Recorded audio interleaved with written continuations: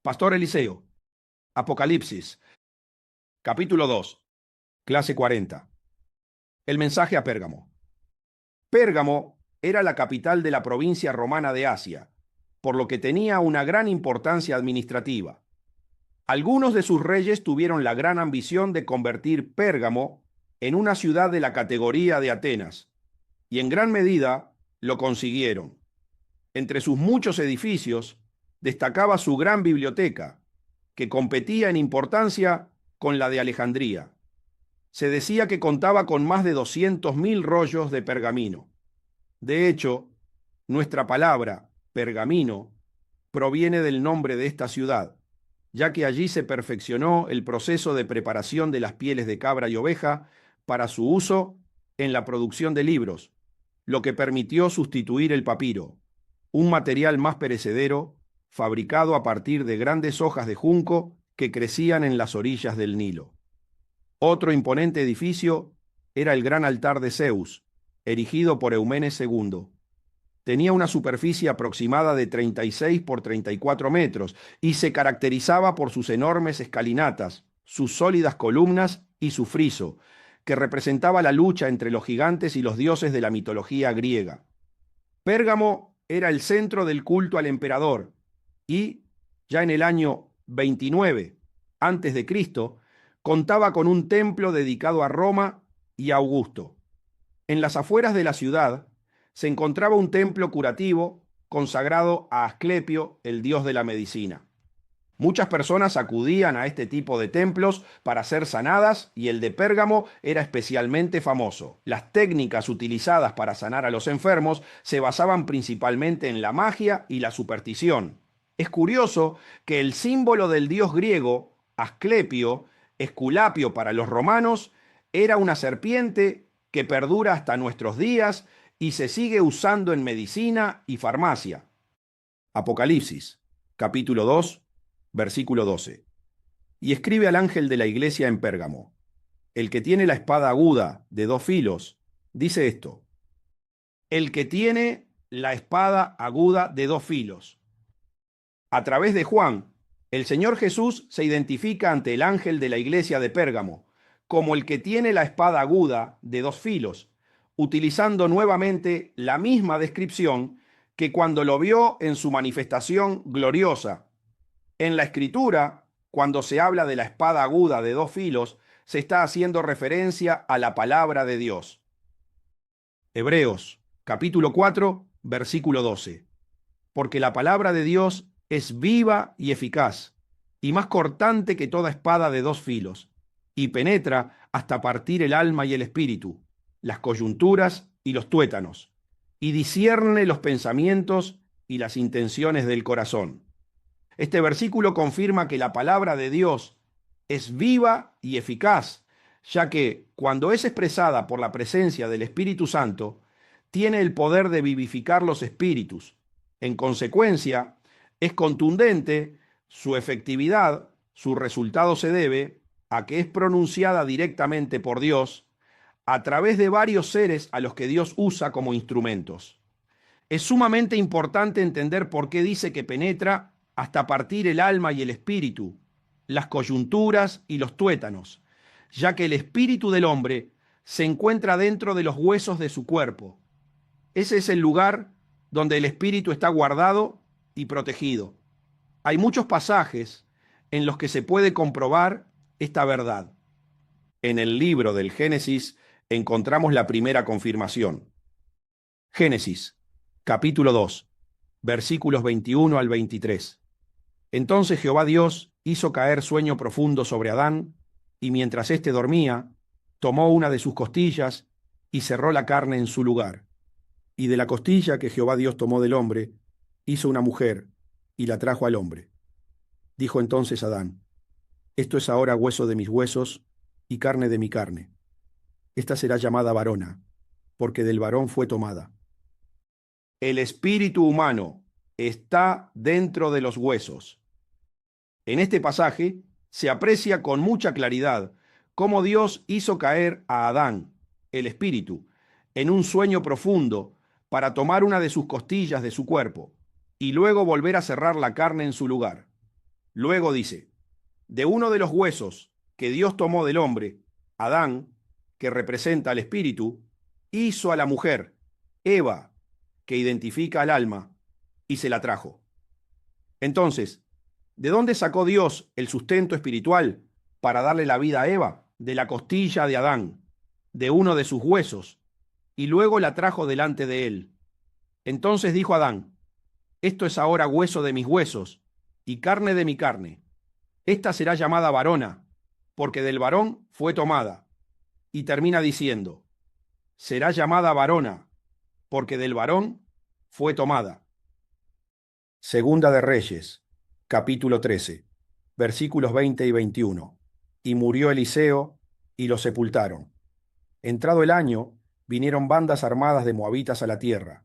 Y aconteció que al sepultar unos a un hombre, súbitamente vieron una banda armada, y arrojaron el cadáver en el sepulcro de Eliseo. Y cuando llegó a tocar el muerto los huesos de Eliseo, revivió y se levantó sobre sus pies. Este es otro de los pasajes en los que se puede apreciar que el espíritu del hombre se encuentra dentro de los huesos. El profeta Eliseo había muerto y lo habían sepultado. Al año siguiente, arrojaron el cadáver de otro hombre en el mismo lugar donde estaban los huesos de Eliseo. Y cuando el cuerpo llegó a tocar los huesos del profeta, el muerto resucitó y se puso en pie. La resurrección ocurrió cuando arrojaron el cadáver al sepulcro, porque el espíritu de Eliseo estaba dentro de sus huesos, y sobre ellos todavía reposaba la unción que había recibido de Dios. La palabra tiene el poder de hacer un doble efecto. Continuando con el relato de la carta al ángel de la iglesia de Pérgamo, vemos que la palabra de Dios se relaciona con una espada aguda de doble filo, ya que tiene el poder de producir un doble efecto.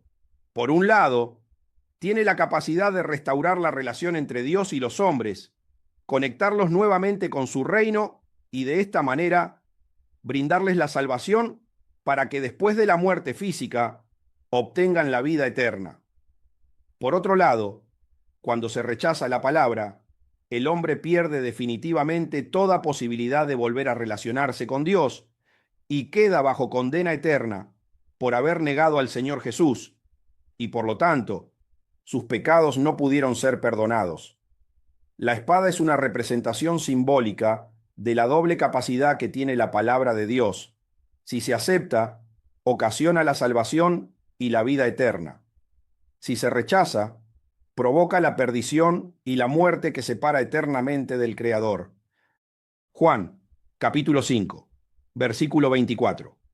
De cierto os digo, el que oye mi palabra y cree al que me envió, tiene vida eterna, y no vendrá a condenación, mas ha pasado de muerte a vida. Este versículo certifica el doble efecto que provoca la palabra de Dios en el corazón del hombre y destaca que tiene una doble confirmación. De cierto os digo, para que no queden dudas sobre su eficacia. Por tanto, su corte tiene un efecto inamovible. El Señor Jesús dice, de cierto os digo, como para que se le preste la mayor atención a lo que va a decir y no se tome a la ligera, porque lo que expresa en este versículo es radical y definitivo para toda la eternidad. El Señor dijo, el que oye mi palabra y cree en el que me envió, tiene vida eterna, y no vendrá a condenación, sino que ha pasado de muerte a vida. Esto significa que quien lo escuchó seriamente restableció correctamente su relación con el Padre Celestial y pasó de muerte a vida. Su palabra tiene el poder de resucitar el espíritu del hombre para que se ligue nuevamente con Dios. Pero el que no escucha mi palabra tiene que recibir el efecto del corte opuesto, que en vez de conectarlo, lo termina distanciando definitivamente y queda condenado por toda la eternidad. La espada produce dos cortes totalmente diferentes. Mateo, capítulo 10, versículos 34 y 35. No penséis que he venido para traer paz a la tierra. No he venido para traer paz, sino espada. porque he venido para poner en disensión al hombre contra su padre, a la hija contra su madre y a la nuera contra su suegra. Jesús lo dejó muy claro cuando estuvo en la tierra. No he venido a traer paz a la tierra, sino espada, haciendo referencia al nuevo lenguaje que traía del cielo de parte de su Padre Celestial. El objetivo era dividir, hacer una separación entre las dos esencias que pertenecen a Dios, pero que la mala representa el reino de las tinieblas. Jesús, como Hijo de Dios y referente de la buena esencia, vino a traer disensión entre el hombre y su Padre. Esto significa separar el espíritu humano de su ligadura con el diablo, que identifica al padre de los pecadores. Eso fue lo que ocasionó el pecado de Adán, el espíritu, que el hombre perdiera la paternidad de Dios, la luz, y quedara bajo la paternidad del diablo, las tinieblas. Entonces, se puede apreciar que Jesús vino a hacer un corte con su espada para separar al hombre de la conexión espiritual con el diablo y darle nuevamente la posibilidad de que Dios vuelva a ser su Padre. Ese sería el corte más favorable para que el hombre pase la eternidad en el cielo. Sin embargo, también está el otro corte, el que se produce después de escuchar la palabra de Dios y seguir ignorándola. En ese caso, se mantiene la paternidad del diablo y se queda definitivamente separado del Creador por toda la eternidad. Con una sola expresión, con una sola espada, se realizan dos cortes con resultados totalmente opuestos y definitivos por los siglos de los siglos.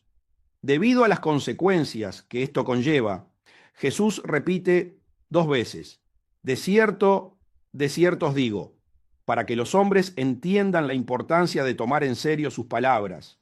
El corte de su espada, porque cuando la rechazan, la muerte sigue teniendo autoridad y poder sobre el espíritu que la ignoró, y éste tiene que ir a la condenación eterna.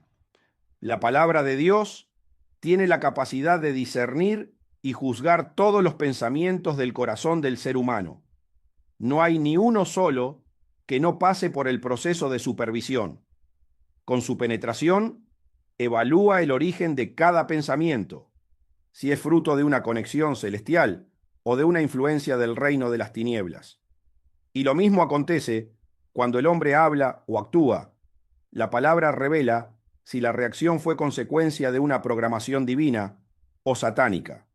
Es implacable e inequívoca. La espada revela a Jesús como el gran juez. Esta descripción del Señor Jesús como el que tiene la espada aguda de dos filos lo identifica automáticamente como el gran juez que a su regreso determinará la condición de cada ser humano para definir dónde pasará su eternidad. Santiago, capítulo 1, versículos 23 al 25. Porque si alguno es oidor de la palabra, pero no hacedor de ella, este es semejante al hombre que considera en un espejo su rostro natural, porque él se considera a sí mismo y se va, y luego olvida cómo era. Mas el que mira atentamente en la perfecta ley, la de la libertad, y persevera en ella, no siendo oidor olvidadizo, sino hacedor de la obra, éste será bienaventurado en lo que hace. El libro de Santiago también hace referencia a los que ignoran la palabra de Dios, es decir, al que tiene la posibilidad de escucharla, pero no la pone en práctica. Al que tiene ese comportamiento inapropiado, lo compara con un hombre que mira su rostro natural en un espejo, pero luego deja de mirarse y se olvida de cómo era. Mientras está delante del espejo, observa todas las imperfecciones de su rostro y piensa que va a tomar una decisión para verse mejor, pero cuando sale de delante del espejo, se olvida de los defectos y no hace nada para corregirlos, hasta que regresa y se vuelve a mirar. Entonces, vuelve a pensar en tomar una decisión para mejorar su apariencia, pero cuando se marcha, se olvida de nuevo de su imagen y no hace nada para cambiarla. Comparación con los miembros de una congregación. A muchos de los miembros de la congregación les sucede algo parecido. Cuando vienen a los servicios y escuchan el mensaje del pastor, descubren sus imperfecciones e identifican sus pecados a través de la predicación. Mientras escuchan el mensaje, piensan en arrepentirse y tomar las decisiones necesarias para restaurar su relación con Dios. Sin embargo, una vez que salen de la iglesia y entran en contacto con el mundo exterior, se olvidan de las decisiones que tomaron durante el servicio. Cuando vuelven a la siguiente reunión y escuchan de nuevo la predicación del pastor, vuelven a pensar en cambiar, pero cuando salen de la iglesia no actúan en consecuencia, y así pasan las semanas, los meses y los años sin hacer nada por salir del pecado o dejar las malas costumbres, lo cual es fatal para la vida espiritual. Las decisiones que no se ejecutan llevan a los hombres a los peores fracasos, y más aún cuando se trata de la palabra de Dios. La espada aguda de dos filos no admite decisiones sin cumplimiento. En consecuencia, la principal clave del éxito es la acción. Un hombre puede tener grandes proyectos e ideas, pero si no los pone en práctica, no tiene diferencia con un fracaso. Sin embargo, sucede todo lo contrario con aquel que la escucha y la pone en práctica. Sin ser un oidor olvidadizo, sino un hacedor, este es bienaventurado, porque puede experimentar la bendición de poner en práctica la palabra del Creador y el efecto de la espada. La espada aguda de dos filos permite experimentar la gloria de terminar definitivamente con las obras de las tinieblas